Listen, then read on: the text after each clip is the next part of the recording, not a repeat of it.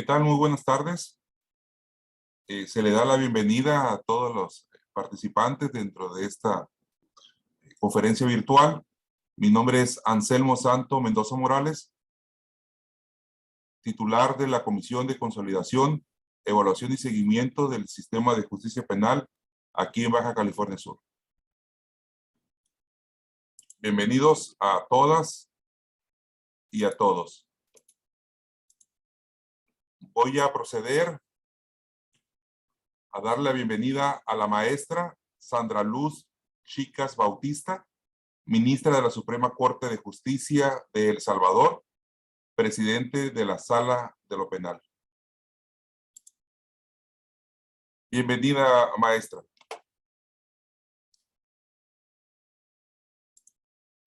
Morales, secretario ejecutivo de la Secretaría de Consolidación, Evaluación y Seguimiento del Sistema de Justicia Penal en el hermoso estado de Baja California Sur, en donde ya he tenido la oportunidad de ir a dar capacitación ya hace años a la escuela judicial, ¿verdad? Así es que es un honor para mí recibir este saludo de parte suya. Gracias, maestra.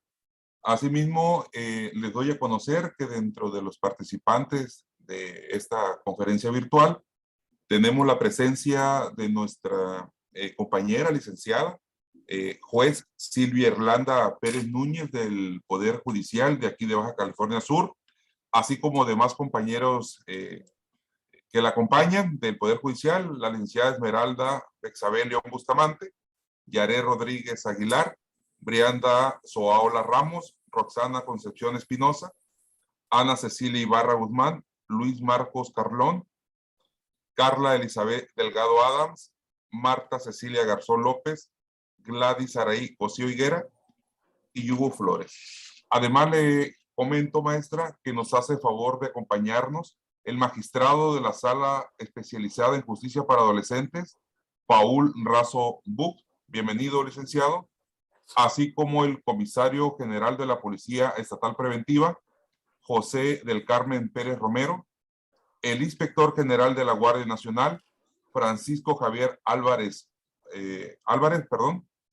director general de la Defensoría Pública, la licenciada Laura Elizabeth Aguilar Luna, el capitán Armando Carrión Ortiz, policía tercero, comisionado a la unidad canina K9 de la Policía Preventiva.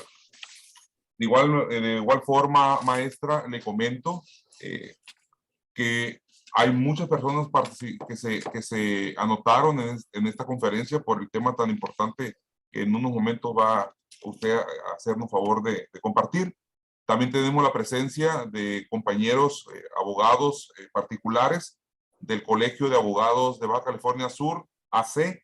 Tenemos al licenciado Saúl Medina, a la licenciada Bélgica Plasencia Arias, licenciada Pamela Alejandra Sánchez Ramírez, al licenciado Hazel Velázquez Mesa, licenciado Felipe Javier Valenzuela Pacheco, licenciada Silvia, bueno, es nuestra compañera juez, la repito, Silvia Irlanda Pérez Núñez, y el compañero Eduardo González Razo. Con el protocolo que damos inicio a esta sesión, me permito informarle a todos compañeros que participan en esta gran plática de la ministra, que la maestra Sandra Luz Chica Bautista ha ocupado el cargo de ministra de la Suprema Corte de Justicia de El Salvador, presidenta de la Sala de lo Penal, cargo que actualmente desempeña. Asimismo, ha sido magistrada presidenta de la Cámara de lo Penal, cuarta sección del Centro en El Salvador, magistrada presidente de la Cámara Especializada de lo Penal contra el Crimen Organizado, jueza presidenta del Tribunal de Juicios Orales, coordinadora nacional de Defensoría Pública, Procuraduría General de la República. Sus estudios los sustenta en licenciatura jurídica de la Universidad Centroamericana de José Simeón Cañas, maestría en Derecho Penal Constitucional en la Universidad Centroamericana José Simeón Cañas, título de especialidad en Derecho Constitucional de la Universidad de Castilla-La Mancha en España, doctorado en Derecho Constitucional, Universidad de Castilla-La Mancha en España. También ha realizado la función de consultora. Ha sido consultora internacional con programas del Departamento de Justicia del Gobierno de Estados Unidos en temas de delitos contra la propiedad intelectual, así como consultora del Poder Judicial en España en temas de inmigración en el programa de aula iberoamericana con sede en Antigua, Guatemala. Asimismo, ha publicado la suspensión condicional del proceso a prueba, el rol del juez frente a las pruebas penales en un sistema acusatorio, testigos sin rostro en un sistema acusatorio, el fin resocializador de la pena de prisión y las penas perpetuas, derecho fundamental a la libertad física y las personas perpetuas, mitos y verdades sobre jueces especializados. Les comparto sus principales reconocimientos. Placa del Departamento de Justicia del Gobierno de Estados Unidos de Norteamérica a través de la Oficina Internacional de Desarrollo, Capacitación y Asistencia Técnica, en el cual se hace constar valiosa amistad e incondicional disposición para trabajar en equipo. Nombramiento honorífico de la Organización Internacional de Magistrados Jueces AC con sede en México como vicepresidente internacional en la República de El Salvador de dicha organización. Compañeros, me es grato compartirle los logros, la preparación y sobre todo la gran disponibilidad y disposición que tiene la maestra para podernos compartir este tema que vamos a deshogar en este momento, y es la valoración de la prueba indiciaria en el sistema acusatorio. Sin más preámbulo, les doy la bienvenida a todas y a todos y dejo en su voz, licenciada, el conocimiento a compartir. Buenas tardes. Bien, tengan todos, todas, buenas tardes. Un saludo nuevamente, licenciado Mendoza Morales. También quiero dedicar unos minutos para saludar a la licenciada Erika Camacho Peña, quien es la coordinadora de capacitación de la Secretaría de Consolidación, Evaluación y Seguimiento de este sistema de justicia penal en el hermoso estado de Baja California Sur, en mi amado México.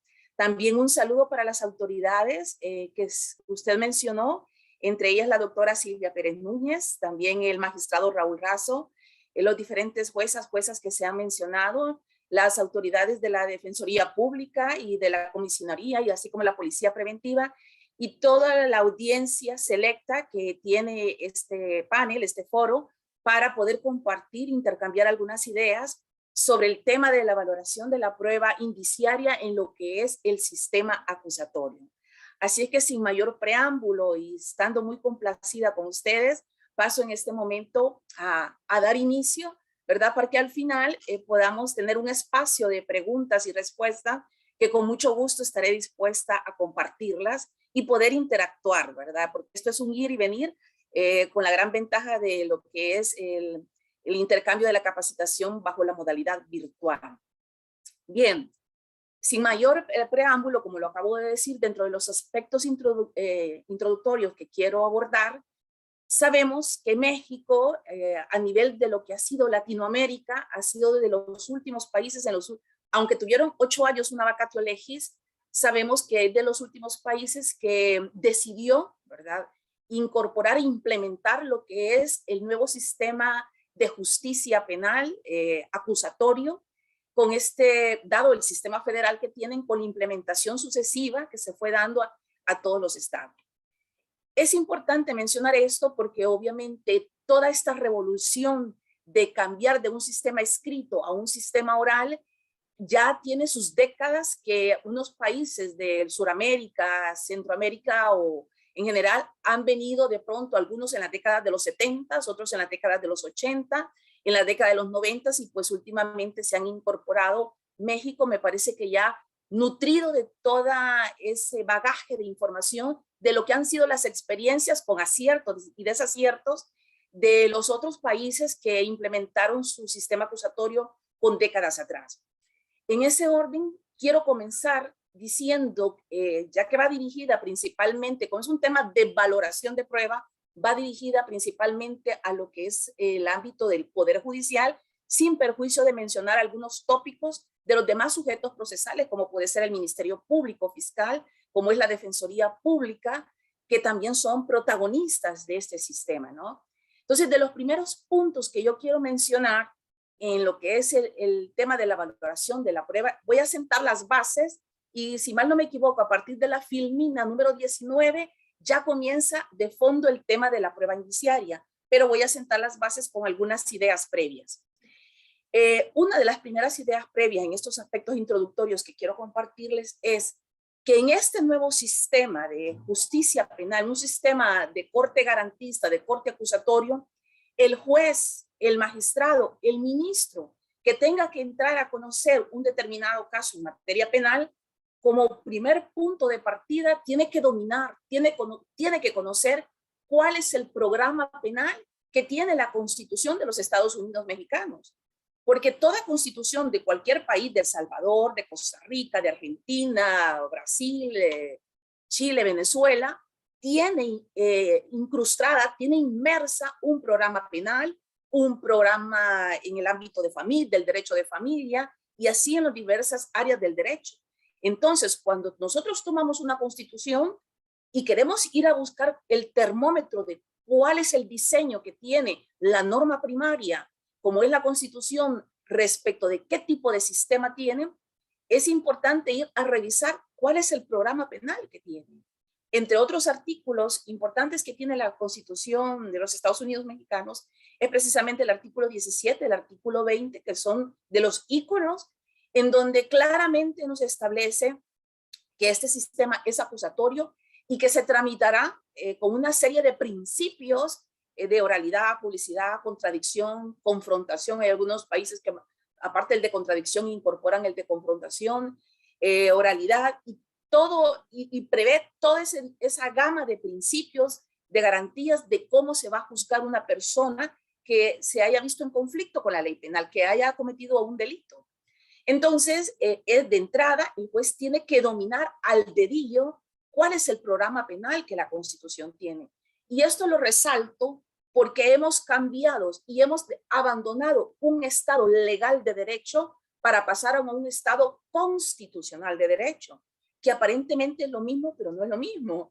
Digo aparentemente porque en efecto no lo es. ¿Por qué razón? No es lo mismo ser un juez legalista que se aferra a la normativa secundaria e ignora, como ha pasado en décadas atrás o en el pasado en los sistemas escritos, que la Constitución se veía como una norma programática, como una norma que tiene lindos deseos, pero que no se vuelve práctica en el día a día de las decisiones judiciales que se van tomando. Entonces, en este sistema, el primer punto de partida que tiene que tener todo juzgador, sea juez, sea magistrado, ministro, es precisamente dominar cuál es la nueva concepción del legislador constituyente con esta reforma que la incluye en el top del marco normativo, como es la Constitución, que como todos sabemos es la que irradia todo el ordenamiento jurídico. Es como que tuviéramos una sombrilla y de esa sombrilla irradia la norma primaria, la Constitución, todo el ordenamiento.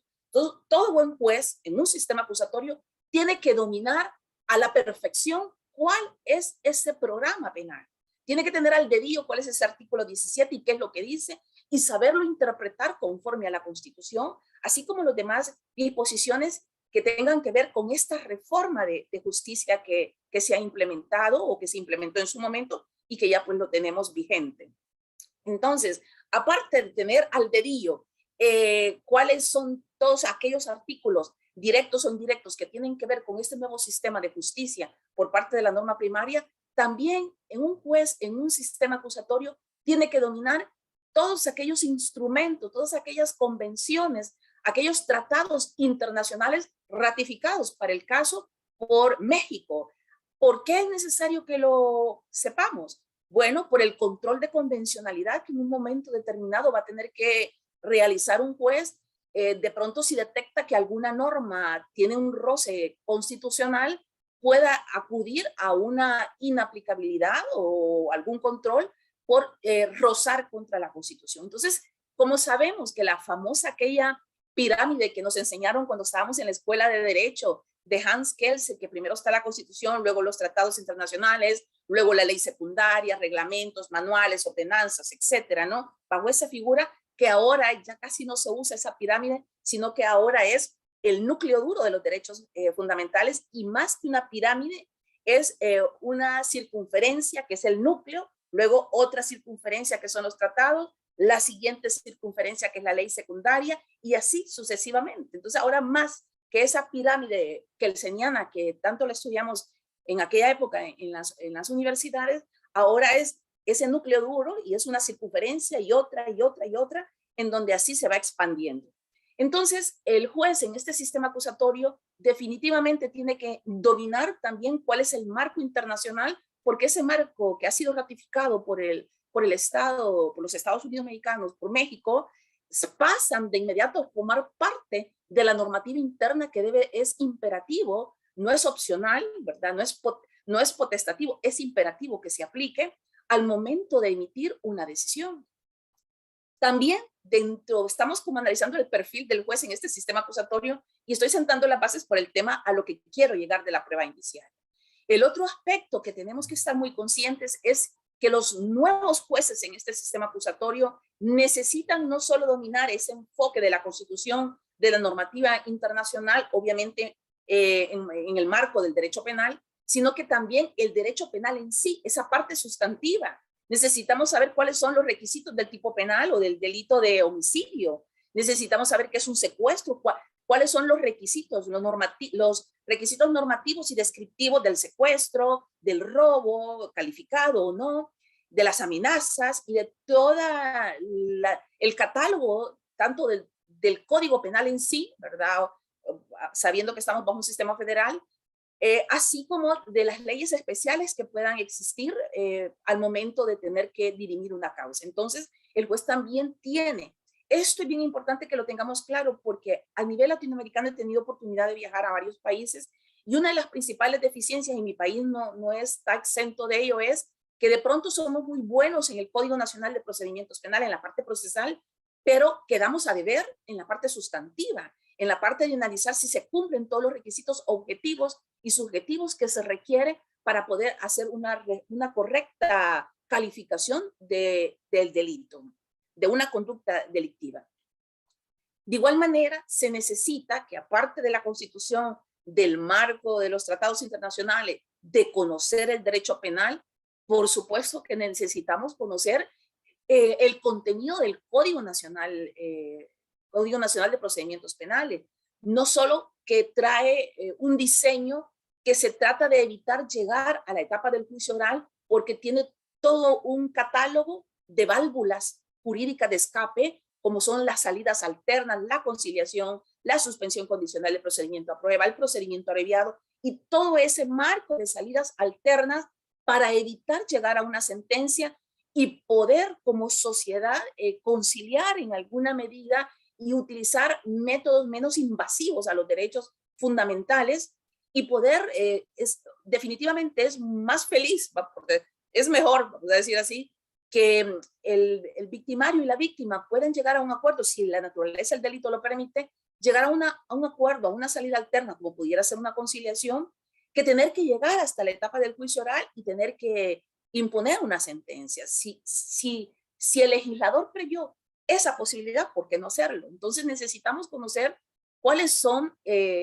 la estructura, cuáles son los principios y cuál es la estructura que el legislador diseñó en esta nueva forma de administrar justicia, en este nuevo diseño de justicia penal. Necesitamos conocer la estructura, que hay unas primeras diligencias que el Ministerio Público practica, que hay una audiencia de vinculación en donde se va a hacer una formulación de imputación, que va en esta primera audiencia inicial se va a verificar si la detención estuvo apegada a derecho, si se le formuló y si hay mérito o no para vincularlo o no al proceso, y habría que ver dentro del catálogo de medidas cautelares cuál medida cautelar es la que corresponde imponer, sin perjuicio que sepamos que hay determinados delitos de alto impacto que el legislador se reserva la prisión preventiva.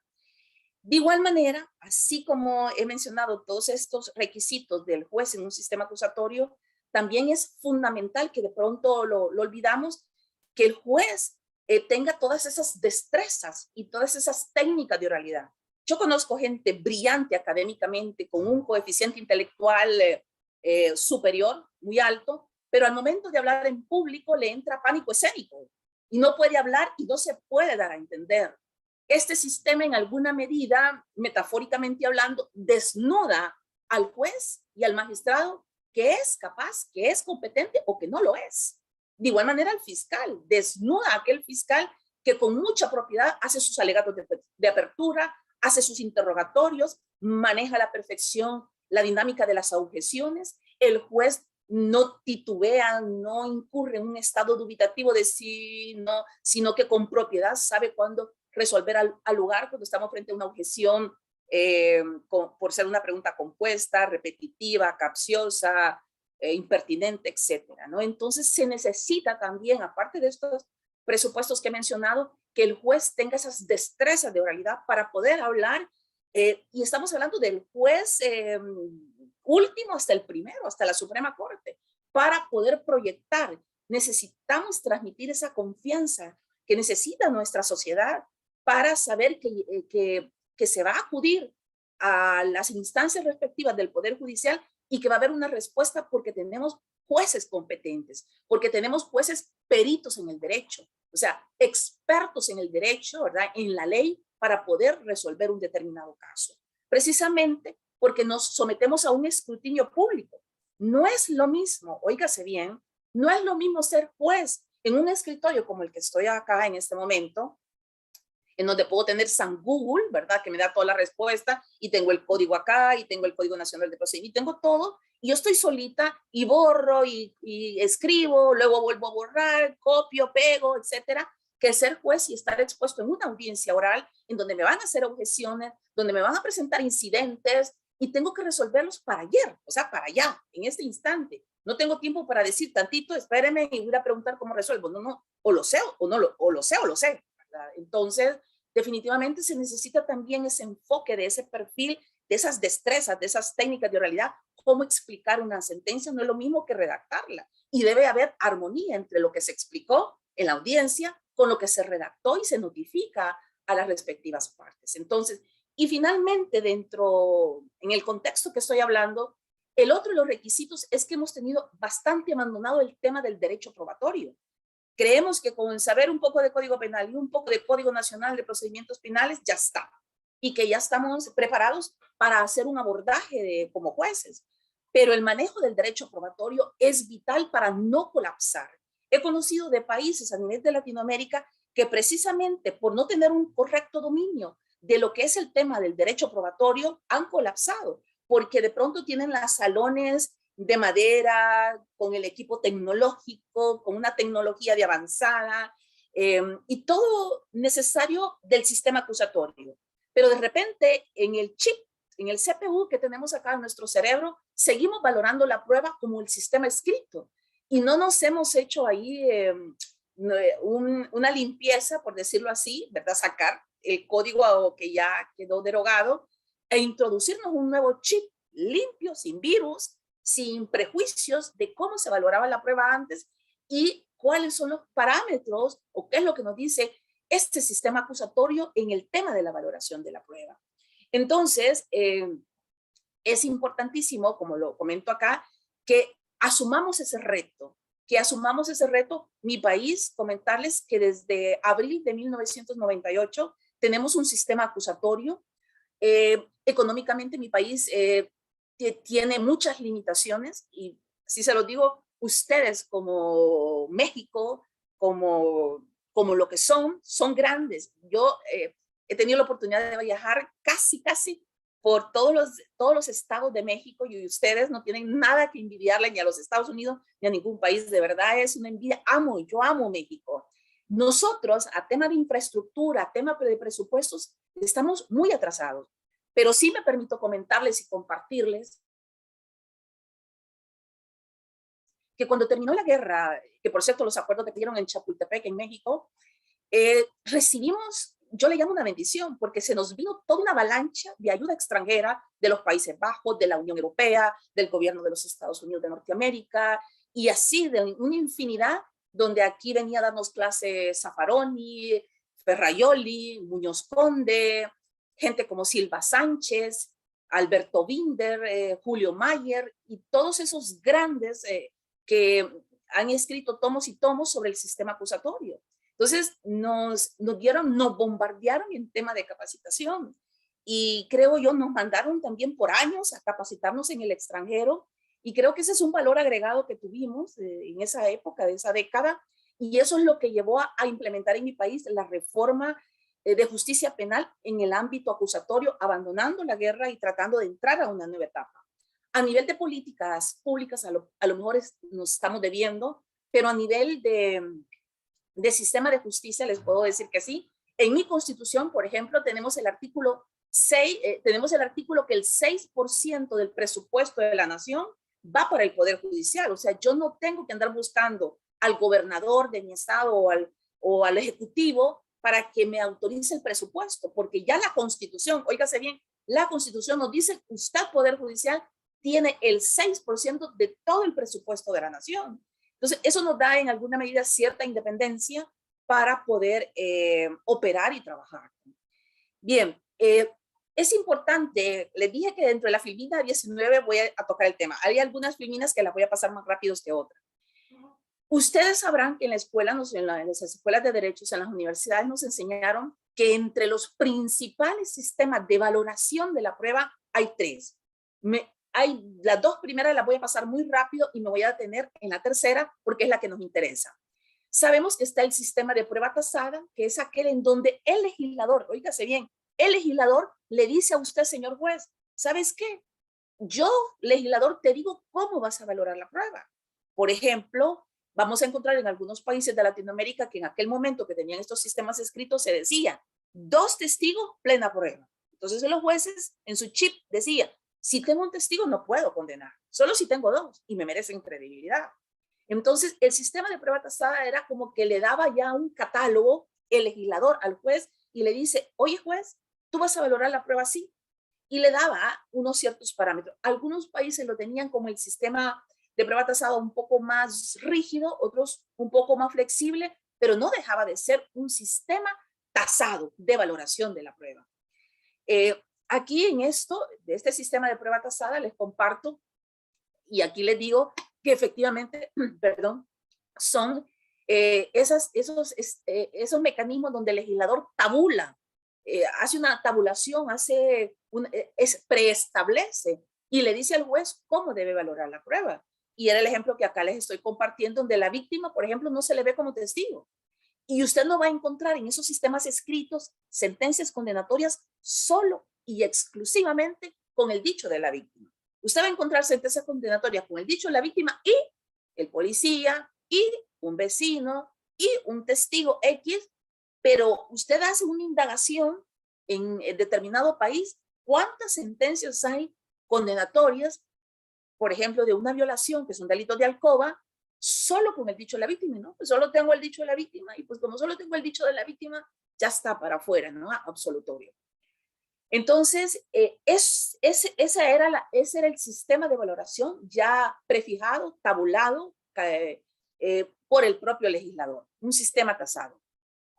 Entonces, una de las características que quiero resaltar antes de entrar al sistema de valoración de este sistema de prueba pasada es que, por ejemplo, solo condenan con prueba directa. Ya más adelante se lo voy a adelantar ahorita, pero se lo voy a detallar qué es la prueba directa. De antemano les digo que la prueba directa es aquella que acredita un hecho por sí mismo. Por ejemplo, una prueba de ADN que acredita que el semen encontrado en la vagina de la víctima menor de edad corresponde al 99.99 del acusado. Es una prueba directa, no acredita la violación, pero sí acredita de que el semen era del acusado y que fue encontrado en la vagina de la víctima. Un testigo que dice, yo vi cuando Juan mató a Pedro y lo vi a 1 metro de distancia. Muy bien, pues ahí, aquella prueba, acabo de decir, que acredita un hecho por sí misma. ¿Qué otro ejemplo? Pues hay toda una infinidad de ejemplos que pudiéramos dar, pero lo que quiero llamar su atención es que en este sistema se acredita, se sienten los jueces seguros con la prueba directa para poder arribar a una sentencia condenatoria. Otra de las características que presentan los sistemas escritos es que la prueba testimonial la ven o la manejan como la reina de las pruebas.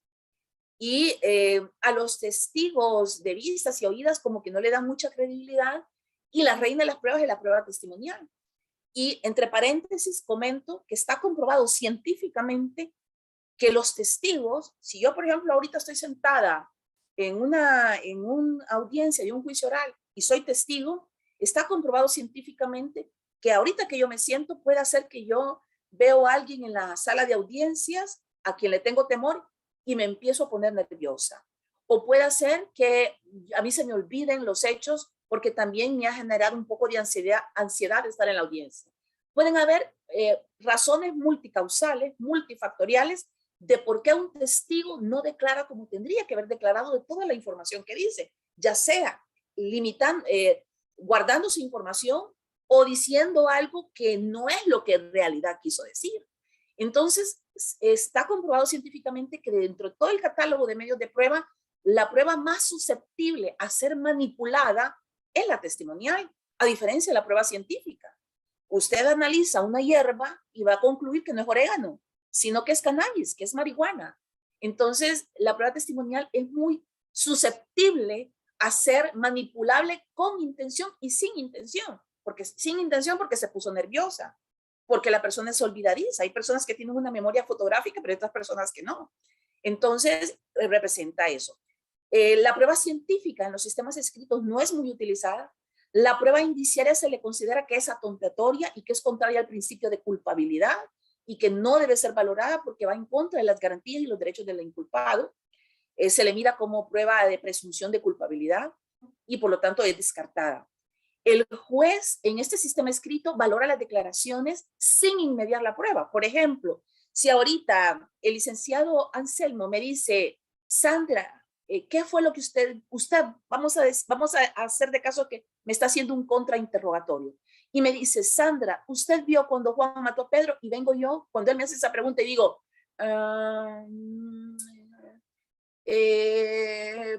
sí. Entonces, en un sistema escrito, allá en el Ministerio Público se va a hacer constar que dijo que sí, pero todo este bagaje, todo este dominio, todo este aspecto dubitativo de que sí lo vi, todo este aspecto dubitativo, eso no lo inmedia en un sistema escrito. Entonces, los jueces toman las decisiones con base a un papel, a lo que consta en la carpeta. A la víctima no se le ve como testigo, se le ve como una persona que tiene un interés para declarar. Ahí no hay diferencia si hay víctimas neutras, que en el sistema acusatorio, con el tema de derecho probatorio, veremos que hay todo un bagaje de clasificación de víctimas. Y en los sistemas escritos no andamos haciendo distingos ni de ninguna naturaleza. A todas les vemos, es víctima, pues, ay, no me importa más, hasta ahí está. No, en un sistema acusatorio, en un tema de derecho probatorio, veremos que hay todo un catálogo. La doctrina habla sobre las víctimas neutras, que son aquellas que acabo de conocer al delincuente, que yo no tenía nada, ninguna bronca en contra de él, previo a los hechos, disculpen la palabra de bronca, que de pronto lo acabo de conocer y me acaba de asaltar, y pues yo en mi vida lo había visto, a aquellas víctimas que pueda recaer sobre ellas un principio doctrinario que se llama principio de sospecha de parcialidad. Ejemplo, que una persona me debe a mí desde hace años, no me ha pagado, y luego la voy a denunciar por amenazas para que la metan presa, ¿no? Entonces, si ese es el caso mío, obviamente sobre mí va a recaer un principio de sospecha de parcialidad. ¿Por qué razón? Porque hay un antecedente antes de las amenazas donde esta persona me debía a mí. Yo tengo un interés que lo metan preso o ponerlo contra la pared para que me pague. Entonces, sobre mí va a recaer ese. Pero no es cierto que en todas las víctimas recaiga ese principio de sospecha de parcialidad. Asimismo, en estos sistemas escritos, el inculpado, el imputado es visto como un sujeto, no es visto como un sujeto de derechos, un sujeto procesal. El juez o el tribunal es un sujeto procesal. El MP, el fiscal, es un sujeto procesal. El defensor público, la defensora pública es un sujeto procesal. Entonces, y el imputado y la víctima, por supuesto, son sujetos procesales, partes materiales. Entonces, al inculpado, al imputado, no se le ve como un sujeto de derechos. Prácticamente se le trata como un objeto del proceso porque se le da importancia a la carpeta, a lo que consta en la carpeta, eso es prueba. Entonces, ese es el diseño que se tiene en los sistemas escritos. Y ahí me quedo. Ahora paso al del sistema de íntima convicción, que solo es una filmina, porque ya entro de lleno al otro.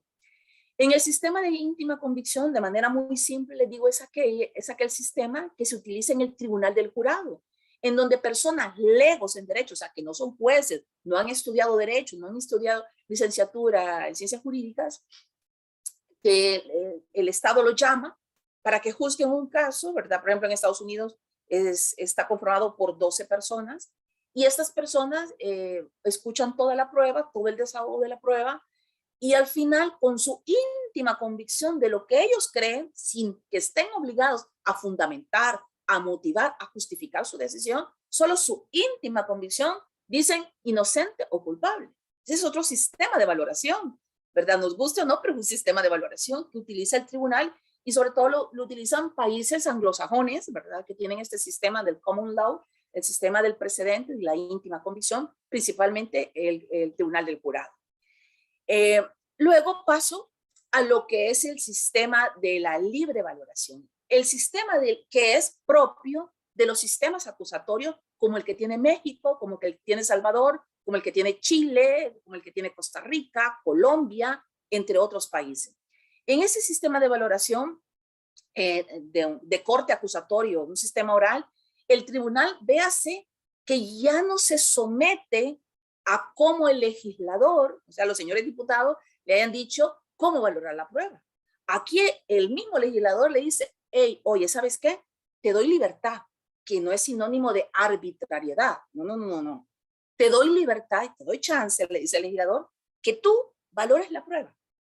Ya no te voy a decir yo, ley, yo código, yo legislador, ya no te voy a decir cómo la debes valorar. Serás tú y tú tienes ese estadio de libertad de cómo valorar la prueba. Solo que él le dice, a ver, solo que si bien eres libre para valorarla, tienes que tener mucho cuidado, porque lo debes de hacer con base a las reglas de la sana crítica. ¿Y qué vamos a entender por reglas de la sana crítica? Bueno, vamos a entender que el juez, al momento de haber inmediado la prueba, tuvo que haber estado muy atento, ¿verdad? Muy concentrado, escuchando si el testigo era espontáneo para declarar, si lo que el testigo estaba declarando era lógico, era coherente, era razonable, era sensato, o si por todo lo contrario, la versión de lo que está diciendo es totalmente incoherente, ilógica, absurda, choca contra las máximas de la experiencia común. Entonces ahí nos preguntamos, ¿y qué vamos a entender por reglas de la sana crítica?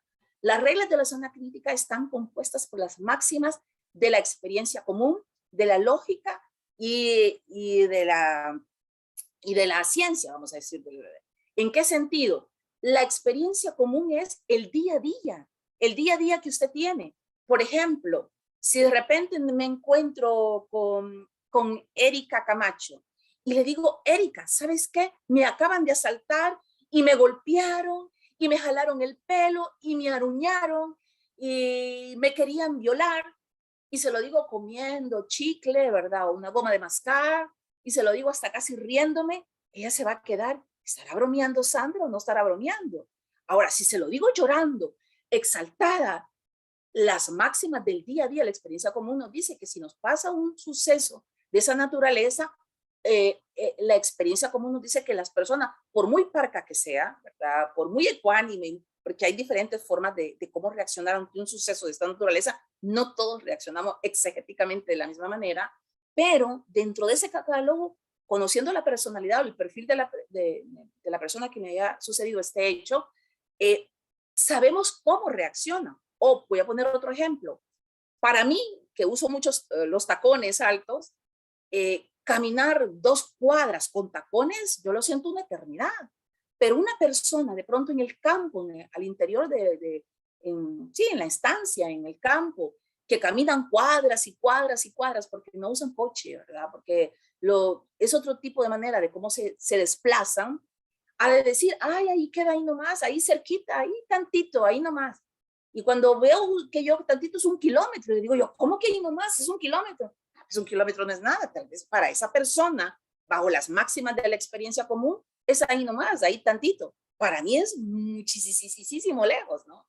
Entonces, esas máximas de la experiencia común, el juez no tiene que decir, bueno, yo juzgo según mis criterios, según mis parámetros. Tiene que ubicarse si la víctima, si el acusado es un profesionista, un profesional, si es una persona que nunca ha ido a la escuela, que tiene algún nivel de analfabetismo o de escasa o no ha tenido acceso a la educación o a la instrucción. ¿Qué tipo de persona es? Entonces, esas máximas de la experiencia común son las que tenemos que valorarlas y analizarlas. La lógica, ¿qué es lo que me dice la lógica? Tú decís que te robaron, vamos a decir, todo tu salario. Tú dices que te robaron tu teléfono celular y no fuiste a poner la denuncia. Y ahora la vienes a interponer mucho tiempo después. Tendría que haber alguna razón sensata para poder decir, se justifica que no interpuso la denuncia de manera inmediata porque había una circunstancia que lo explica, que lo justifica. Pero si no lo justifica y a mí me robaron, vamos a decir, $20,000 y lo vengo a denunciar hasta 5 años después, ¿por qué lo vienes a denunciar hasta ahora? Tiene que haber alguna explicación que el sentido común me diga y que justifique por qué lo presento hasta ahora. Y de igual manera sabemos que la prueba científica, la evidencia científica es necesaria. ¿Por qué? Porque nosotros somos peritos en el derecho, conocemos las leyes. Pero, por ejemplo, a mí me ha tocado varias veces cuando fui jueza de un tribunal del juicio oral, me tocó ver casos de mala praxis, en donde todos los testigos, sin excepción, eran expertos, porque eran, por ejemplo, una cirugía de corazón abierto, la persona murió y había que descifrar quién había incurrido en la inobservancia del deber objetivo de cuidado y era un homicidio culposo, si mal no me equivoco. Entonces, hay muchas ciencias, hay otras áreas, la ciencia, el arte, que el juez necesita de esos conocimientos científicos para poder descifrar, para poder por ejemplo, la contabilidad en un caso de administración fraudulenta, entre otros delitos de carácter patrimonial. Bien, en el Código Nacional de Procedimientos Penales de México tenemos en el artículo 259 que el legislador nos dice, nuestro legislador nos dice que las pruebas, véase bien, que dice serán, no dice podrán. A mí me gusta ser muy observadora. El legislador utiliza muchas veces normas imperativas. Por ejemplo, cuando dice usted debe de hacer eso, deberá. Pero cuando dice podrán, o por ejemplo, debe o será, son normas imperativas, no son normas potestativas. Y el juez tiene que ser muy observador en decir, aquí no me da opción. Otra vez se dice, el juez podrá. Bueno, si ya me dice podrá, es potestativo. Pero si me dice deberá o será, no me da opción de que yo haga esto o lo otro. Me dice, serán valoradas por el órgano jurisdiccional de manera libre y lógica. Fíjense que en amarillo colocado, porque el legislador acá en el Código Nacional de Procedimientos Penales ha sido enfático y ha sido persistente. No se ha conformado con haberlo dicho una vez. Lo reitera 1, 2 y 3 veces. Entonces nos dice aquí que deberán ser valoradas de manera libre y lógica. O sea que el juez tiene que cuidarse de no incurrir en el absurdo, de no incurrir en la arbitrariedad, que si bien es libre y el legislador no le impone cómo valorarla, esa libertad, como lo dije al inicio, no es sinónimo de arbitrariedad, sino que es una libertad controlada en cuanto que su decisión debe ser su razonamiento, sus premisas y sus conclusiones, a la conclusión que llega, deben tener un nivel de sensatez, de que sean lógicas. Por su parte, el artículo 265, siempre del Código Nacional, nos dice, el órgano jurisdiccional asignará nuevamente, si se fijan, la palabra libremente, el valor correspondiente a cada uno de estos medios probatorios. Ahí lo debería hacer nuevamente, lo vuelve. En la misma oración, el legislador es reiterativo, ¿verdad? Le dice libremente el valor y luego dice de manera libre y lógica, lo vuelve a reiterar. En la misma sintonía tenemos el artículo 402 que nos dice, el tribunal de enjuiciamiento, usando el tribunal de juicio oral, apreciará, o sea, valorará, apreciará la prueba según su libre convicción extraída precisamente del debate y también nuevamente nos dice de manera libre y nos dice de manera lógica. Entonces, acá les comparto las máximas de la experiencia común, que es algo que ya se los expliqué, o que se los he compartido, lo que yo entiendo, que implica utilizar esas normas del conocimiento general del día a día, de la vida cotidiana, del comportamiento del ser humano. Obviamente en una sociedad como la nuestra, de pronto el comportamiento de una familia libanesa o musulmana, de pronto no es el mismo comportamiento que puede tener una familia en El Salvador, en México, en Colombia, ¿no? Entonces, la lógica, por su parte, aquí lo reitero, lo dice, consiste en ese razonamiento llevado a cabo por una inferencia. De pronto, estamos en un mundo globalizado en donde ya no es posible que los jueces sigamos pensando de cómo era la sociedad hace 40 años. Hace 40 años era muy común los delitos a la luz del día, delitos visibles, en donde usted veía que se le quitaban el bolso a una persona, ¿no? Y la gente estaba dispuesta a querer llegar a declarar y expresar lo que había visto. Pero esa realidad de hace 40 años no es la realidad que nos ocupa ahora. Ahora tenemos muchos delitos cibernéticos, delitos informáticos. ¿Quién no tiene ahora un móvil, un teléfono celular? Y en ese teléfono celular usted ahí tiene una cámara telefónica, una cámara fotográfica, ahí usted puede tener un escáner, ahí tiene un equipo de música, ahí tiene un equipo de comunicación instantánea, ahí tiene un equipo de comunicación por mensajería. Entonces, en un solo aparato usted tiene multiplicidad de aparatos formados en uno solo. Entonces, definitivamente no nos vamos a encontrar en todos los casos con prueba directa, y habrá una pluralidad de casos que cada vez el Ministerio Público se va a tener que enfrentar en casos donde no hay prueba directa y se va a tener que enfrentar con casos de prueba indirecta. Y es ahí también donde vamos a utilizar la lógica, ¿verdad? Para poder llegar a la verdad real, que es lo que busca el proceso penal. Y luego la prueba científica, les comparto aquí, consiste en que el juez al momento de valorar la prueba se auxilie de estas ciencias para tener un conocimiento más aproximado y más certero de la decisión que pueda tener. Por ejemplo, las pruebas de luminol. Algunos de ustedes a lo mejor son de esa época. Yo vi el caso por la televisión de O.J. Simpson, ¿verdad? Donde él se lavó las manos y cuando se lavó las manos en el grifo quedaron rastros de sangre y se logró desarmar, se presentó eso como evidencia para demostrar que había en el grifo donde él se había lavado las manos, había quedado sangre. Entonces, con una prueba de luminol se logró establecer esa evidencia, esa prueba. Acá les comparto, no me voy a detener en esto por el tema del tiempo, pero ustedes sabrán que se ha escrito tantos tomos sobre qué vamos a entender por prueba.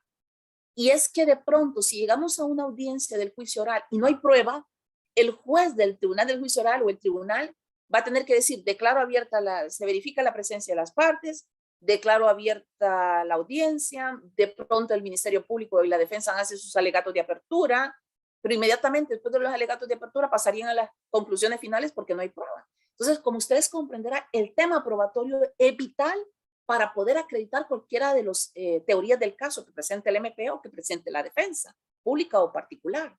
Entonces, la cereza en el pastel es la prueba.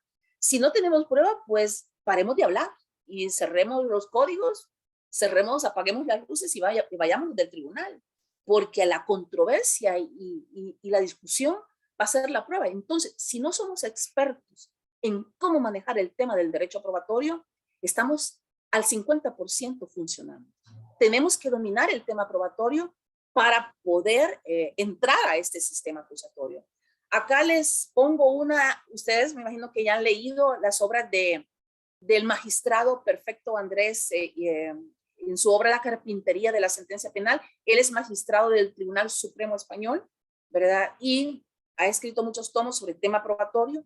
Y él aquí nos comparte una de tantas definiciones y nos dice que prueba es todo aquel elemento que provoca, yo lo pongo en amarillo, conocimiento.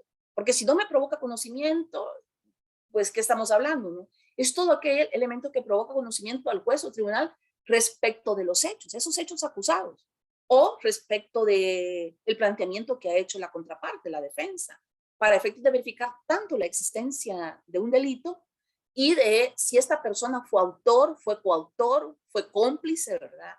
O cuál fueron los grados de responsabilidad que se le pueda atribuir según la actividad que él haya realizado. Entonces, no me voy a detener, solo compartirles que se las puedo dejar ahí, estas definiciones de diferentes grandes autores de derecho probatorio, como Hauchen, Tarufo, ¿verdad? Son definiciones que por tema de tiempo no las voy a leer, pero pues yo ahí se las doy, y a la maestra Erika Camacho se le puedo mandar la presentación para los que pudieran tener interés por el tema de las definiciones doctrinarias que hay. Pero sí me detengo en un punto. ¿En cuál punto me detengo? Y es que debemos de tener mucho cuidado, porque a mí me pasó hace 20 años, yo era jueza de un tribunal del juicio oral, y en muchas ocasiones, por ejemplo, tuve algún defensor que decía, su señoría, cuando estaba ya en los alegatos finales, su señoría, mi cliente, el acusado acá presente, me dijo a mí que él actuó en legítima defensa.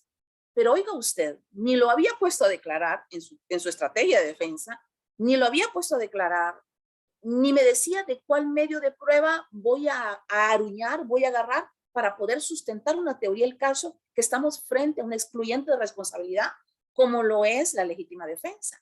Entonces debemos de estar claros que los alegatos del fiscal, los alegatos del defensor por sí solos no constituyen prueba. O sea, un alegato, ya sea un alegato de apertura o un alegato de clausura, ya de cierre en la audiencia del juicio oral, adquiere relevancia cuando se apoya, cuando se sustenta, cuando se respalda en determinada prueba. Y dice, por ejemplo, el Ministerio Público dice, honorable tribunal, este día, en esta audiencia, a través del desahogo de la prueba, he logrado probar las circunstancias del homicidio simple, vamos a decir, no me recuerdo cómo se llama en el Código Penal del estado de Baja California Sur, pero vamos a decir el homicidio simple, porque he acreditado, honorable tribunal, cada uno de los requisitos del tipo penal. Número 1, en esta audiencia, vamos a decir homicidio en grave tentativa. En esta audiencia declaró el testigo, la víctima, Juan Pérez, quien en resumidas cuentas dijo claramente que el acusado acá presente le dijo, hoy te llegó tu hora, he venido a matarte, procediendo a realizarle una serie de disparos, proyectiles que le impactaron, y por el auxilio que se le dio, esta persona no murió. Por lo tanto, tenemos eso, tenemos una acción, tenemos un resultado y a un nexo causal que establece, etcétera. Entonces, va mencionando cuáles son los diferentes medios de prueba que se han desahogado en la audiencia, y va diciendo, pero si, por ejemplo, el fiscal dice, su señoría, yo he probado el homicidio en grave tentativa, pues porque a mí me contó la víctima. Pues el fiscal no es la víctima, ¿no? Igual el defensor no puede decir, mire, yo acredité un excluyente de responsabilidad y pido una sentencia absolutoria porque mi cliente, o sea, el imputado acá presente, me contó a mí. Pero usted no es prueba, usted no es órgano de prueba, usted no es medio de prueba. Usted es el abogado defensor, que obviamente representa un rol muy importante, pero no voy a partir de lo que a título personal lo diga, a menos que en mi alegato lo acompañe en mi análisis, mencionando cuáles son las pruebas que han acreditado cada uno de los extremos procesales del planteamiento del caso. Bien, como siguiente idea en este conversatorio que tenemos, necesito ineludiblemente hablar sobre el tema del principio de libertad probatoria. Véase que antes de entrar al tema del principio de libertad probatoria, yo quisiera preguntarles, y ojalá lo estuviera enfrente, obviamente por el tema de la modalidad virtual, no puedo, porque casi siempre cuando doy estas conferencias o estas capacitaciones o estos talleres en tema de derecho probatorio, siempre me encanta invitarlos a hacerles preguntas y que de ustedes salga la respuesta, ¿no? Pero bueno, necesito abordar el tema del principio de libertad probatoria porque necesitamos saber qué es lo que dice. Antes de entrar a lo que es el principio de libertad probatoria, siempre me encanta invitarlos a una reflexión. ¿Qué piensan ustedes? ¿Es lo mismo o no es lo mismo un principio con una garantía, con un derecho o que un valor? ¿Son lo mismo o no son lo mismo? ¿Verdad? Pues bien, como no tengo espacio para poderlos escuchar y me hubiera encantado poderlos escuchar, decirle que no es lo mismo. que estemos frente a un principio, y es importantísimo en un sistema acusatorio que aprendamos a dominar esto. ¿Por qué? Porque los principios, ¿verdad?, son máximas filosóficas que orientan al juez cómo debe tramitarse un proceso. Por ejemplo, principio de legalidad. Por ejemplo, principio de imparcialidad. Voy a poner un ejemplo. Hipotéticamente, imaginémonos que estoy ahorita en una audiencia y la defensa me dice: su señoría, en el desahogo de esta audiencia, yo he probado que aquí hay un caso de legítima defensa. Voy a hacer un paréntesis. Imaginémonos que la víctima tiene 20 proyectiles por la espalda, ¿no? Entonces, y el defensor en su teoría del caso dice: aquí hubo un caso de legítima defensa. Entonces, cuando yo escucho de que hay un caso de legítima defensa y la víctima tiene 20 proyectiles que ingresaron de la parte de atrás de la espalda, yo no voy a poder hacer eso. No voy a empezar, porque yo con este comportamiento de imparcialidad o moviendo mi cabeza para un lado y para otro, yo ya estoy descalificando al defensor y su teoría del caso, que la estoy votando. Entonces, por mi principio de imparcialidad, yo tengo que estarlo escuchando como que fuera Gunther Jacobs, como que fuera Klaus Broxin quien está hablando, con toda la atención del mundo, ¿verdad? Sin estar descalificándolo. Y casi que hablo, si solo me falta decir: lo que usted dice no sirve, solo eso me falta. No, no se puede. Entonces, los principios son máximas filosóficas. Los principios nos van iluminando, como una antorcha, nos van iluminando y nos van diciendo por dónde debe ir el juez. Así, algo así como que fuera en una cueva y usted vaya hacia la derecha, baje, suba, deténgase, cuidado que ahí está el abismo. Entonces, ¿por qué eso es así? Porque miren, los códigos, como es el Código Nacional de Procedimientos Penales, no son códigos perfectos.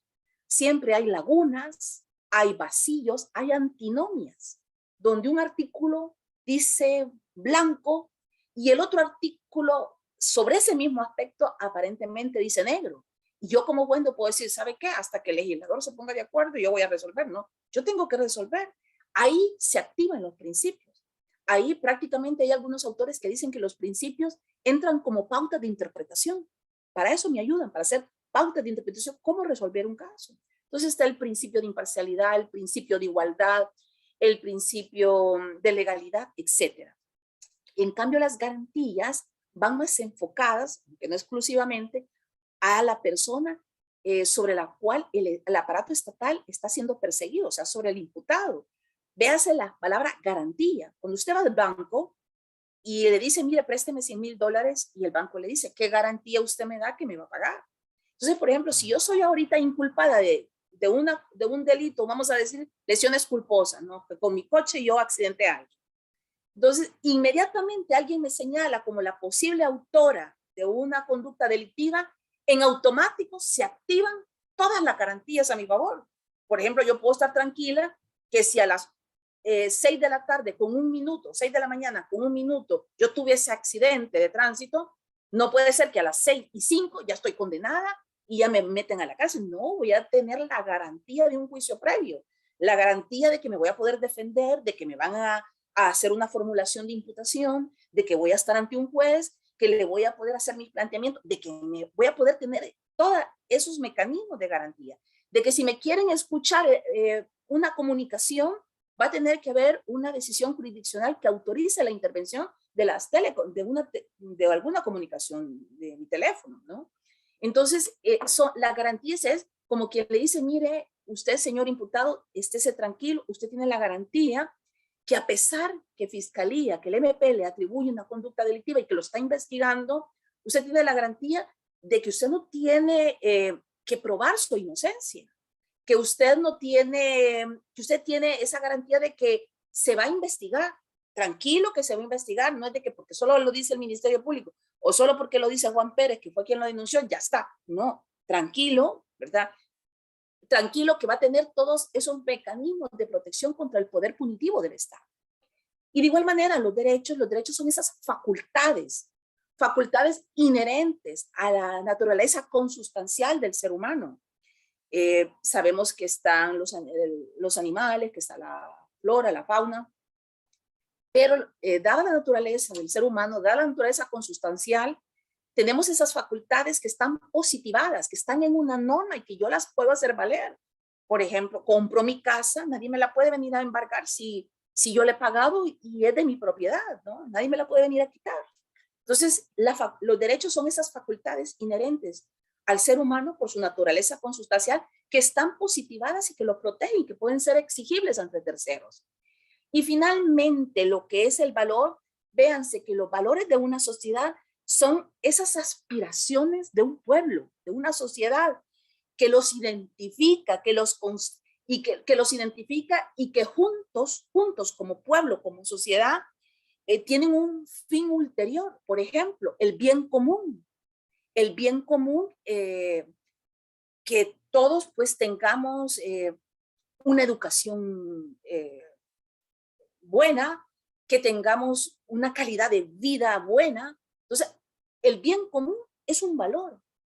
La justicia no es así el derecho como el derecho patrimonial, el derecho a la vida, el derecho a la libertad de expresión, el derecho a la libertad de información, el derecho a la objeción de conciencia, etcétera, etcétera, ¿no?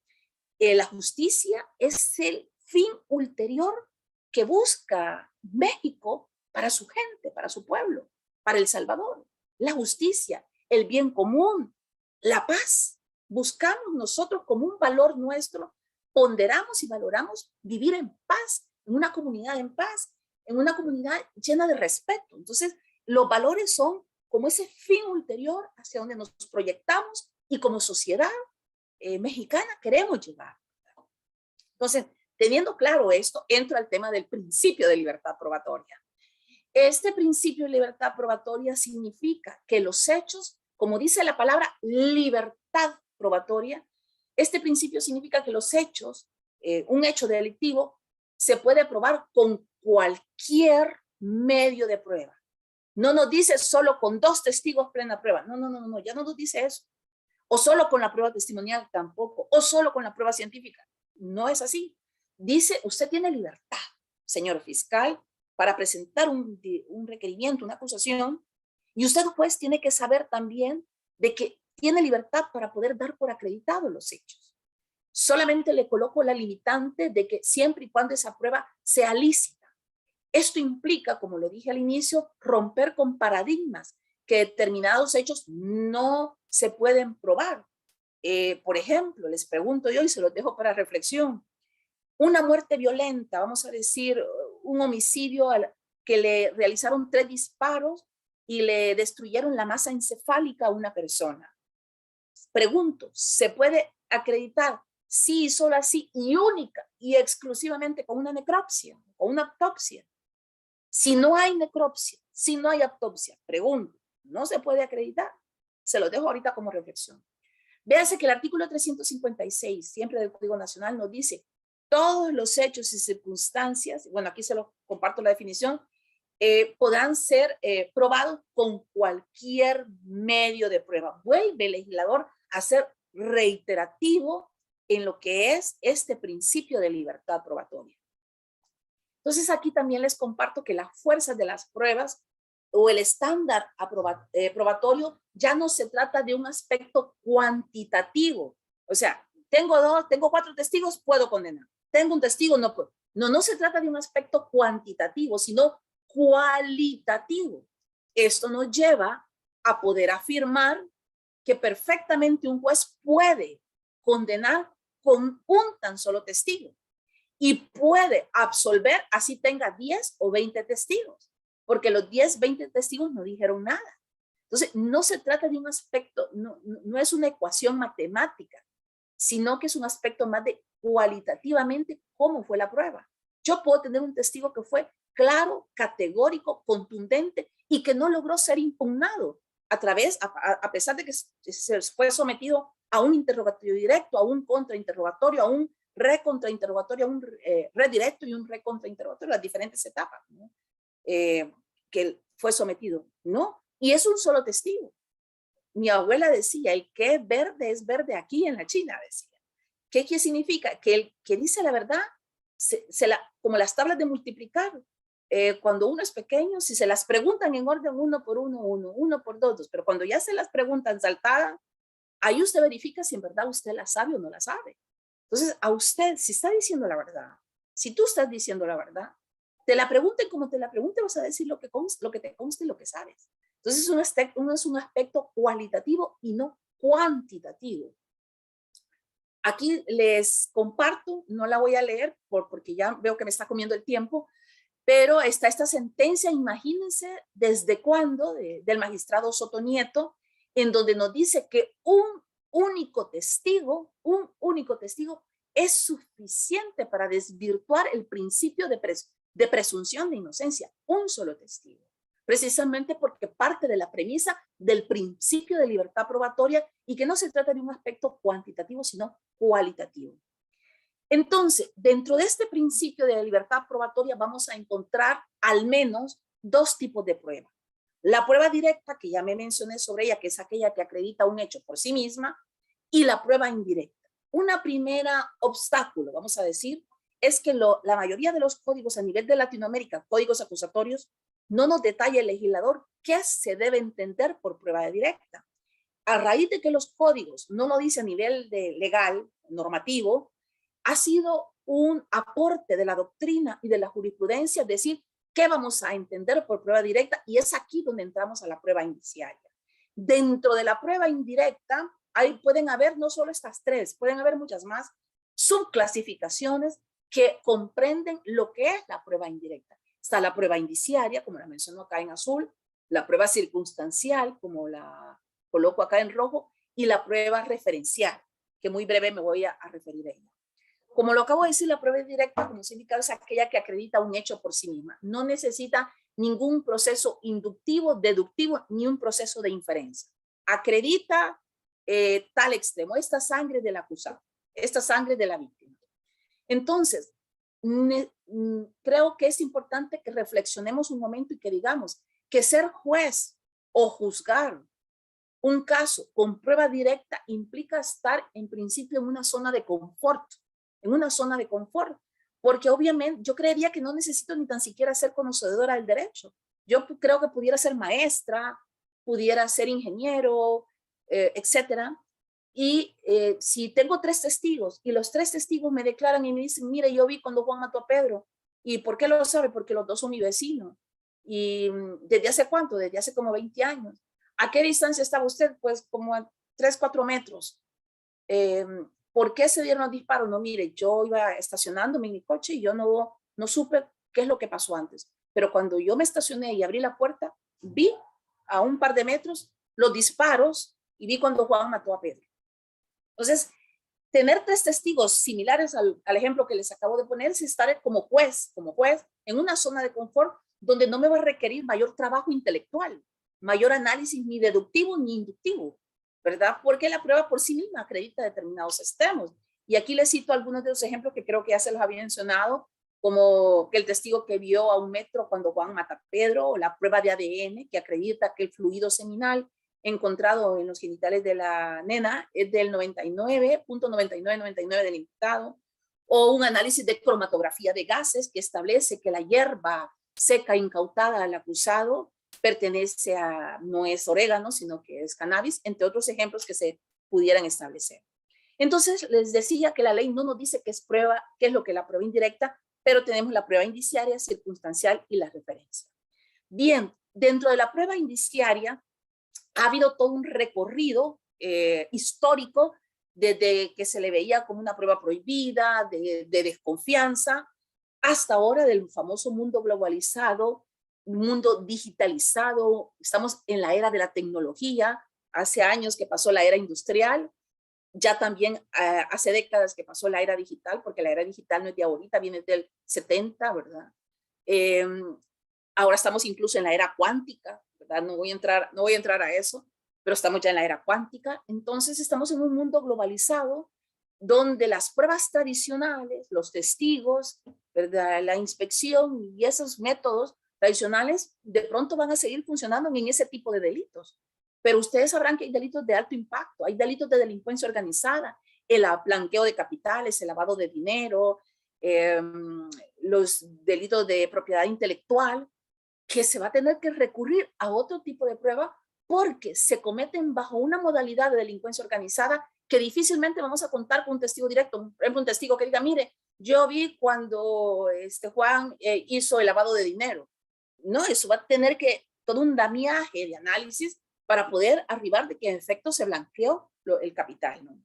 Entonces aquí les comparto que la prueba indiciaria es aquella que no acredita un hecho por sí misma, pero del análisis de las evidencias existentes, el juez parte de lo conocido para inferir lo desconocido. Y aquí les comparto un ejemplo. Por ejemplo, en este caso les digo, no hay testigo que haya visto y que haya oído el homicidio, pero una persona lo señala como posible autor. Dice, yo no vi los hechos, pero vi un movimiento sospechoso en la casa del acusado. Se gira una orden de cateo y en la orden de cateo se encuentra en la habitación del inculpado una playera, vamos a decir, con salpicaduras de sangre humana de la víctima. Y de pronto también en la habitación del inculpado se encuentran los zapatos de él embadurnados de lodo, y un lodo que se detecta que no está seco, sino que es reciente. Y en la inspección en el lugar de los hechos se encontró, y también ahí se encuentra un arma blanca en la terraza en donde fue encontrado el cuerpo de la víctima, y ahí en el domicilio de la víctima había llovido, había lodo a su alrededor, y coincidentemente fue asesinada con un arma blanca. Entonces, algunos casos habrá que ver cómo se plantea. Vamos a tener una determinada conglomerado de indicios en donde de pronto en algunos casos no va a ser suficiente, y eso es lo que voy a abordar ya para estos últimos minutos que me quedan, que en algunos casos esa prueba indiciaria va a cumplir con el perfil para poderla yo retomar y arribar a una condena, pero en otros escenarios esa prueba indiciaria no va a ser suficiente para destruir la presunción de inocencia y me va a tocar corresponder absolver porque no cumple con los requisitos. ¿Cuáles son los requisitos? Que ya casi con esto voy a terminar. ¿Cuáles son los requisitos de la prueba indiciaria para que a usted juez, a usted magistrado, a usted ministro, a usted MP, fiscal, a usted defensoría pública, defensora o defensor público, pueda tener argumentos para abonar o para cuestionar, o el juez para resolver? Uno de los primeros requisitos es que debe existir pluralidad de indicios. ¿Y qué vamos a entender por pluralidad de indicios? Vamos a entender que deben de haber al menos 2 o más indicios para que esta prueba pueda ser retomada, ¿verdad? Esto obviamente no lo dice la ley, lo ha recomendado la doctrina, lo recomienda para que nos dé un nivel de confiabilidad esta prueba. Entonces, no es lo mismo tener un indicio, nada más, a secas, que tener ya 2 o más indicios. El otro requisito es que estos indicios deben de ser unívocos, que no se presten a equívocos, a equivocaciones, que me digan, no, es que mira, pudo haber pasado esto, pero también pudo haber pasado que lo hizo Rosita, o también pudo haber pasado que lo hizo Pedro. Entonces, hay un montón de ese indicio, ese solo indicio me da múltiples opciones y no una sola opción, como que yo tuviera una circunferencia al fondo de la pared, agarro un dardo, lo lanzo y curiosamente no me caen en lugares distintos, sino que todos los indicios me caen al centro de la circunferencia. Apuntan, porque en el centro está Pedro, apuntan a Pedro este indicio, este otro indicio apunta a Pedro, el otro indicio, o sea, la vecina, la prueba, las huellas, la sangre, la playera, todos los indicios me apuntan a Pedro. Entonces, los indicios deben de ser unívocos, no que se presten a muchas equivocaciones y que pudo haber sido Pedro el que lo cometió, pudo haber sido Rosita, pudo haber sido Juana, no, sino que deben de ser unívocos.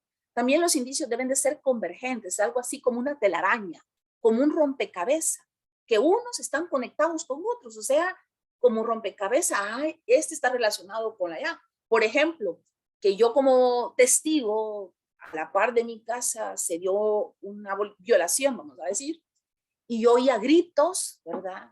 Y oía que objetos se caían y se golpeaban, y oía como un llanto.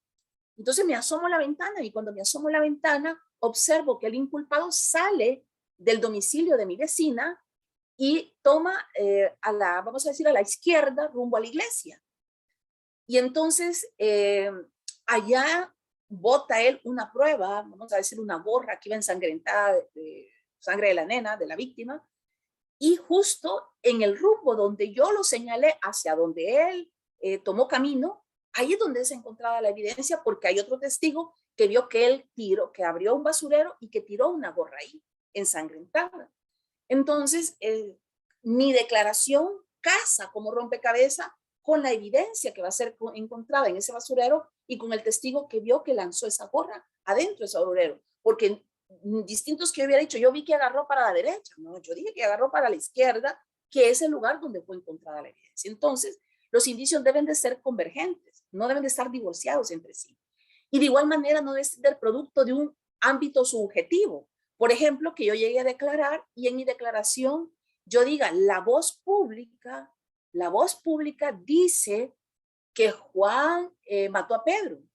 Pero ¿qué es lo que usted sabe? No, pues eso es lo que yo sé. Ahí en el parque todo el mundo cuenta que Juan mató a Pedro, pero a él no le consta. ¿Y a usted quién se lo contó? Pues no me acuerdo porque todo el mundo rumoraba. Como puedan ver, eso no puede ser evidencia ni no tiene categoría de indicio para que un juez pudiera retomar con seriedad esa declaración de esa persona y poder arribar a una condena. Entonces, los hechos deben de estar claramente probados. Por ejemplo, si yo, la vecina, llego a declarar al Tribunal del Juicio Oral y digo, mire, yo el día 1 de enero del 2021, yo estaba viendo televisión, pero de repente oí golpes, apagué la televisión y me quedé escuchando y oía como llantos, oía que objetos se caían. Entonces me llamó la atención y me asomé a la ventana. ¿Y qué es lo que usted vio cuando se asomó? Pues vi que el acusado acá presente salía del domicilio de mi vecina y ¿para dónde tomó? Tomó para allá. ¿Cómo iba a vestir? Y empiezo a declarar. Eso es prueba.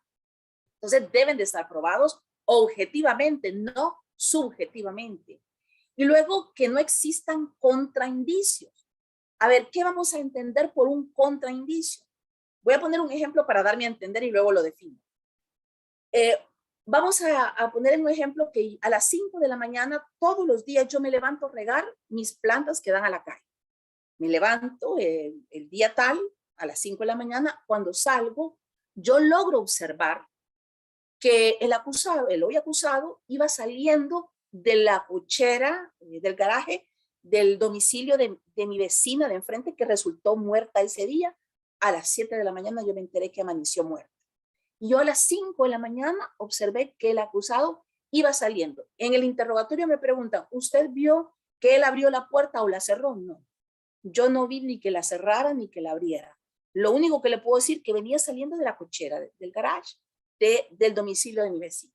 Muy bien. Ese sería un indicio incriminatorio. ¿Cuál sería un contraindicio?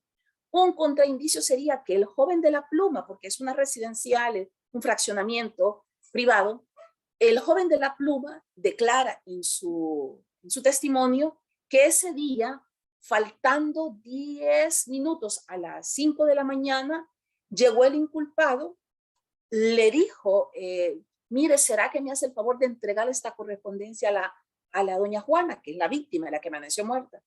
Y él, el de la pluma, el joven le dice, no, mire, yo no me encargo de entregar correspondencia, mejor pase usted. Le da permiso de pasar, pero él alcanza a ver a un par de metros cuando el inculpado deja la correspondencia debajo de la puerta y con la misma, primero ve que toca el timbre, ve que nadie le abre, entonces deja la correspondencia debajo de la puerta y con la misma da la vuelta y se va, que es el instante que yo lo vi. Entonces, el indicio queda incriminatorio porque yo lo vi saliendo, se convierte la declaración del joven de la pluma en un contraindicio, porque lo que yo incrimino, él lo excluye de responsabilidad, porque él dice, no, él vino 5 a las 5, me pidió esto, le dije que no, yo vi cuando él tocó el timbre, nadie le abrió, y él colocó la correspondencia abajo y inmediatamente, o sea, lo saca de la escena. Mi declaración lo coloca en la escena del delito y la declaración del joven del fraccionamiento que tiene control quién entra y quién sale de esa residencial, él declara y dice, no, 5 a las 10, él pasó esto y él en ningún momento ha entrado a ese domicilio. Entonces ahí tenemos un contraindicio. Entonces se tiene que verificar que no existan contraindicios que debiliten, que desacrediten ese indicio incriminatorio. Vamos a ver, casi estamos al filo. Es importante acá no confundir la especulación con la inferencia. La especulación parte del vacío, parte del rumor, es subjetivo. La inferencia, un juez puede inferir, ¿verdad? Si, por ejemplo, yo observo que en un callejón a las 8 de la noche, los dos imputados llevan a la víctima atada, amordazada por la boca, con los ojos tapados, con las manos para atrás, y veo que van ellos con unas armas blancas grandes, y luego me quedo yo oculta observando ese hecho, y de repente oigo un gran grito de la víctima, y digo víctima porque era una mujer y los otros dos eran hombres, identifico que es una voz femenina, y oigo un gran grito de dolor y yo me asusto, y luego a las 40 minutos detecto que la víctima está muerta con puras puñaladas con arma blanca. En un caso como esto, pues ahí tenemos y hay prueba que acredite esto, un juez perfectamente puede inferir que las dos personas que llevaban sujeta a esta víctima tuvieron algo que ver en ese hecho. Habrá que ver qué grado de responsabilidad, pero tuvieron algo que ver en principio, ¿verdad? En este homicidio. Entonces la especulación es subjetiva, la inferencia es objetiva porque parte de evidencia palpable, controlable y sometida a contradicción en el tribunal del juicio oral. Ya casi para finalizar, la objeción a la prueba indiciaria que existe es que pudiera, sí es cierto, pudiera lesionar el principio de presunción de inocencia, pero ¿en cuáles casos la pudiera lesionar? Cuando el indicio es único, cuando este inicio puede darse a equívocos, cuando no existe una conexión lógica porque están divorciados esos indicios y por ende estamos frente a un indicio débil, ¿verdad? Eso es lo que cada juez en cada caso donde no exista prueba directa va a tener que verificar.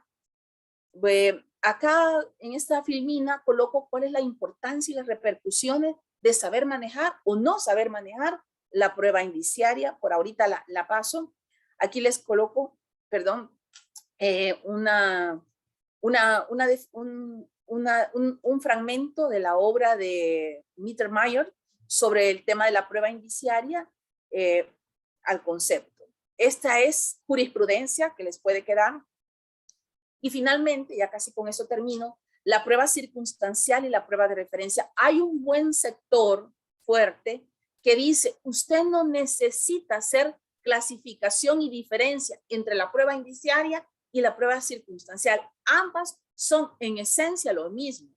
Sin embargo, hay otro sector minoritario de la doctrina que dice, momento, no es cierto que sean iguales.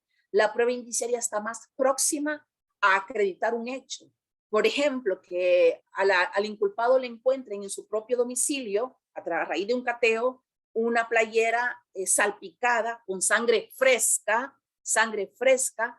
de la víctima en su playera, ¿no? Y una serie de pertenencias de la víctima, el arma homicida se la encuentran a él, las huellas del inculpado están en el arma homicida.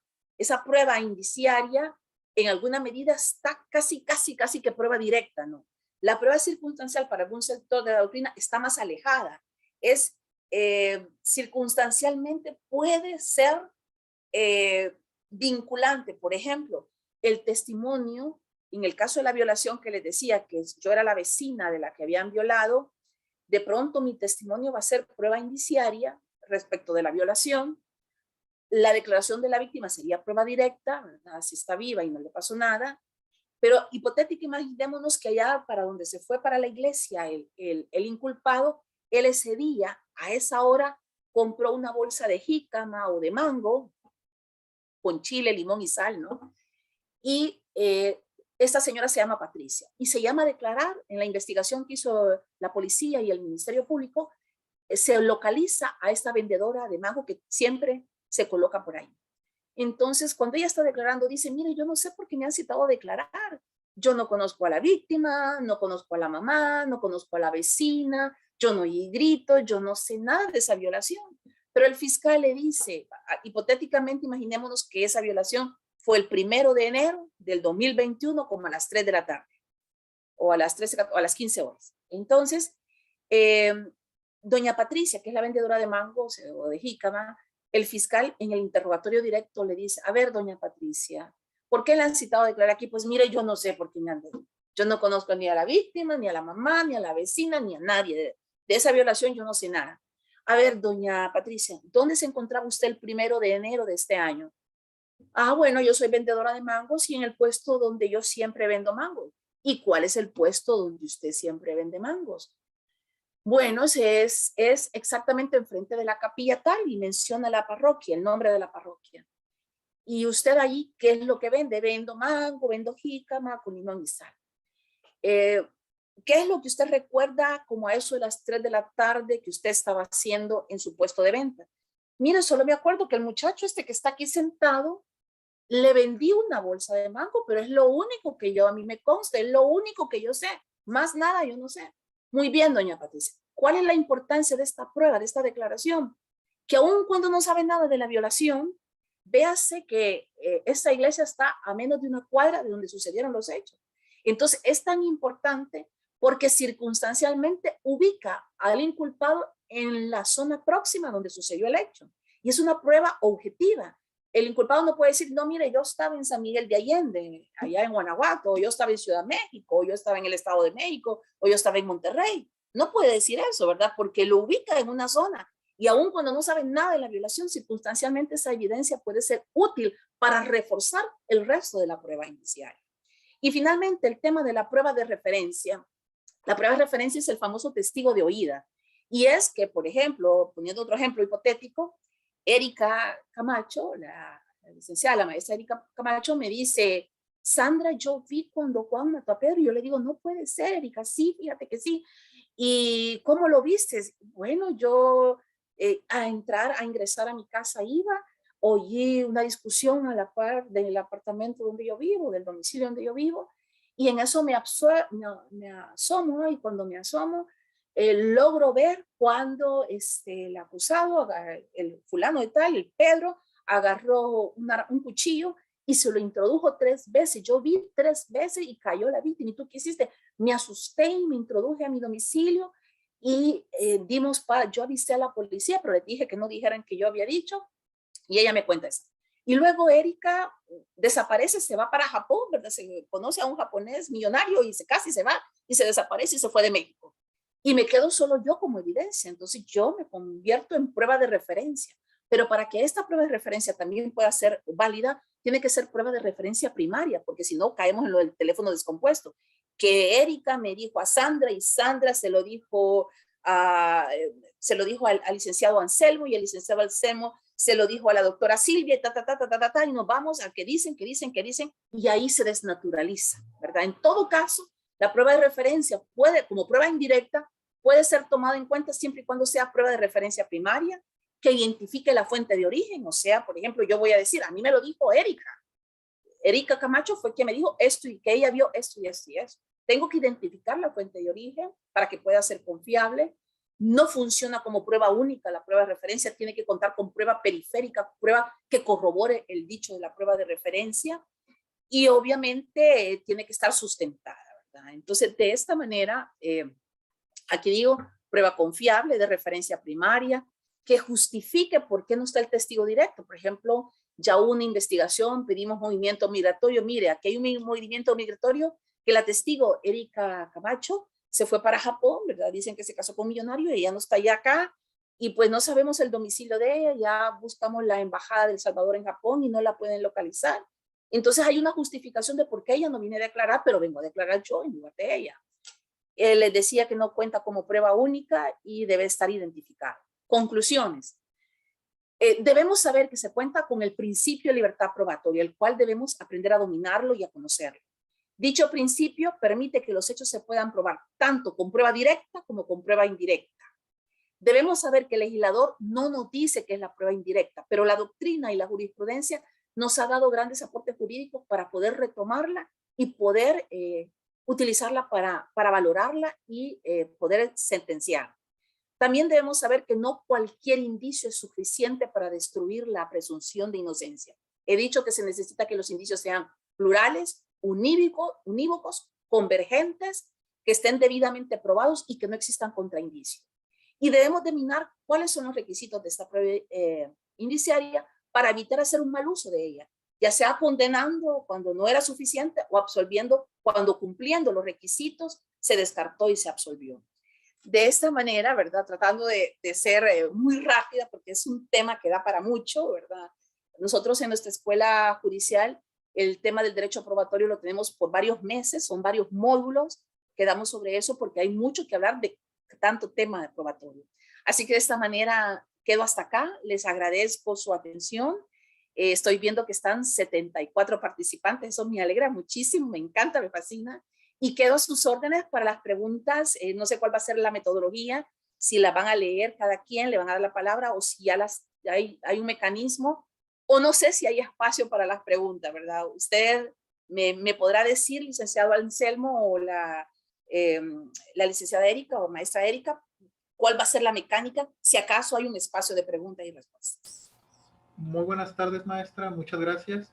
En efecto, si le parece bien, vamos a proceder a dar la voz a 3 participantes para que haya una retroalimentación.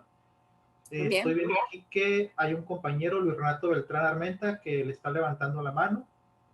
Muy bien. ¿Puede habilitar su micrófono, compañero Renato? Sí. Muy buenas tardes, nuestra Sandra. Una pregunta con este último tema del testigo de referencia. Señaló que debería tener ciertas características respecto de la fuente, que es una fuente primaria. Y el ejemplo que nos puso es respecto de un testigo de hechos. ¿Qué es lo que sucedería si en este caso la referencia o la fuente de origen es la propia persona imputada o acusada? Que diga una persona, es que la persona que está siendo investigada, acusada, imputada, fue la que me dijo esto. ¿Tendría el mismo valor o tendría un valor diferenciado? A ver, hay que tener cuidado porque acuérdense de que el acusado puede hacer varias manifestaciones desde que se inicia un proceso hasta que finaliza. Eso en doctrina hay una obra que se llama La prueba penal de Carlos Clement Durán. Aquí en esta obra él hace referencia a un capítulo a lo que son manifestaciones espontáneas. ¿En qué sentido?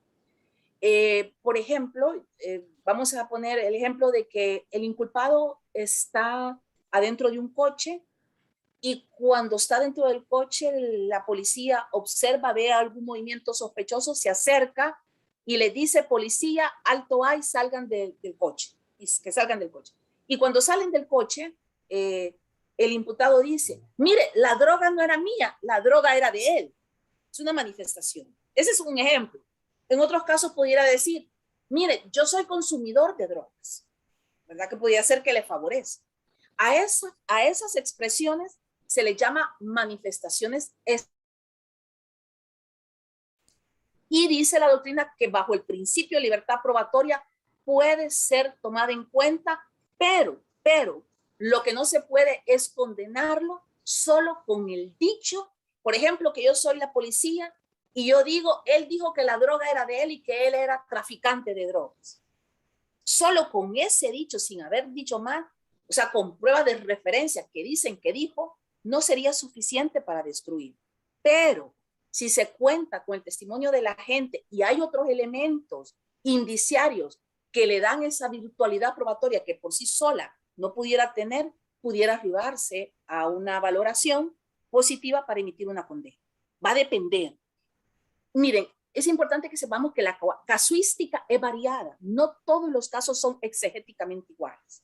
En algunos casos, si usted le da credibilidad al testigo, por ejemplo, el testigo dice, mire, el inculpado me dijo a mí que él iba a matar a su esposa porque sabía que le estaba siendo infiel. Esa prueba usted no la puede despreciar. La pregunta que vamos a hacer no es si es suficiente o no para destruir la presunción de inocencia.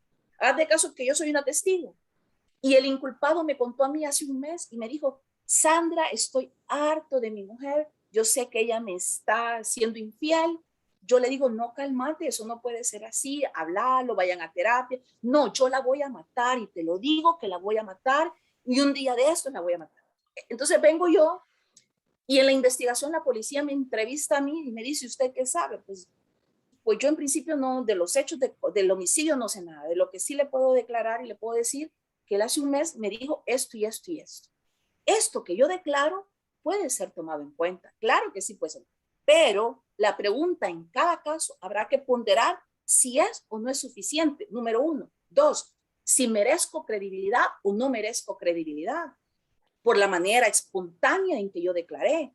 Hay testigos que parece ser que van aleccionados en la manera como declaran.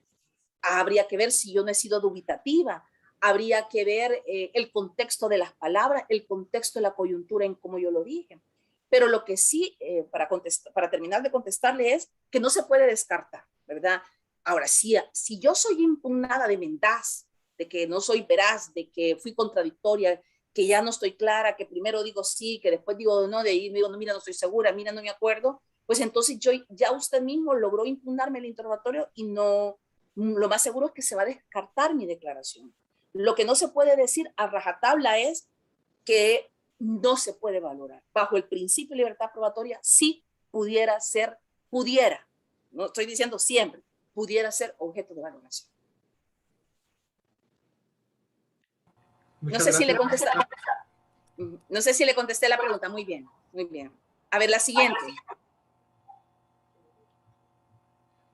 Quien guste participar, por favor, levante la mano. Creo que por ahí vi que la estaban levantando alguien, pero...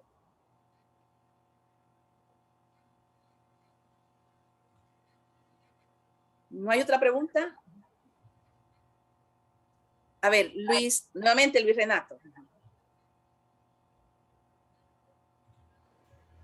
Sí, bueno, si no, iba a hacer otra pregunta para terminarla.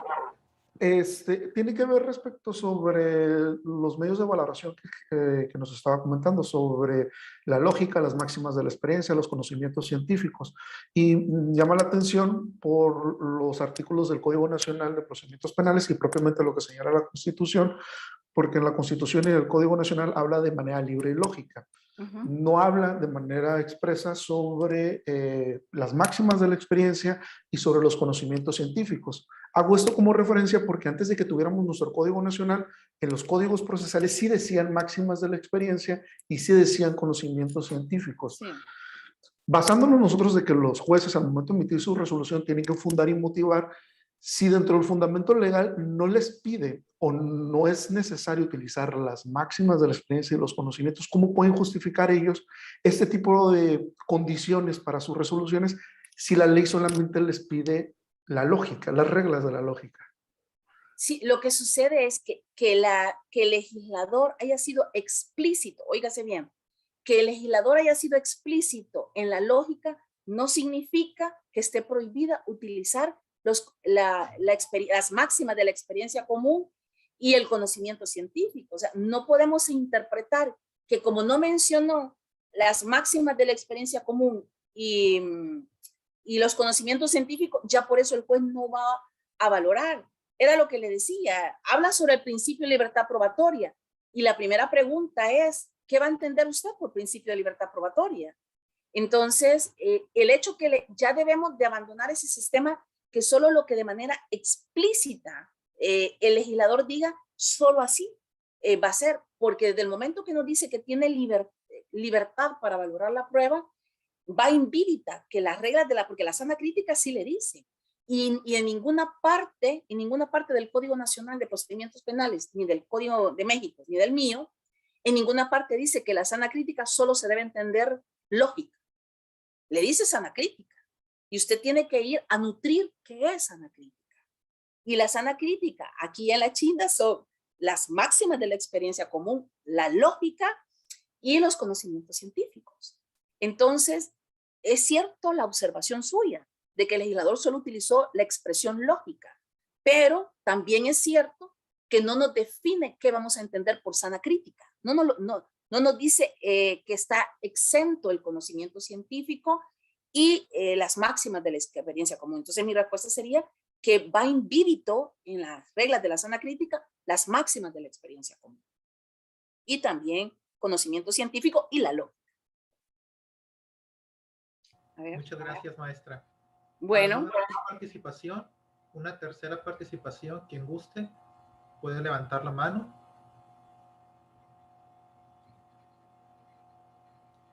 Parece que no.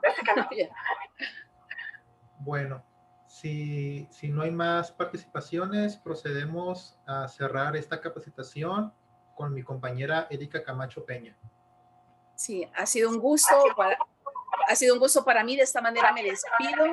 Les agradezco la invitación de nueva cuenta y pues que sepan que estoy a sus órdenes para cualquier otra próxima actividad, ¿verdad? Ya sea virtual o presencial, no me enojo. Así es que un saludo para todos y tengan muy buenas noches. Gracias, maestra. Con esto me permito concluir esta conferencia.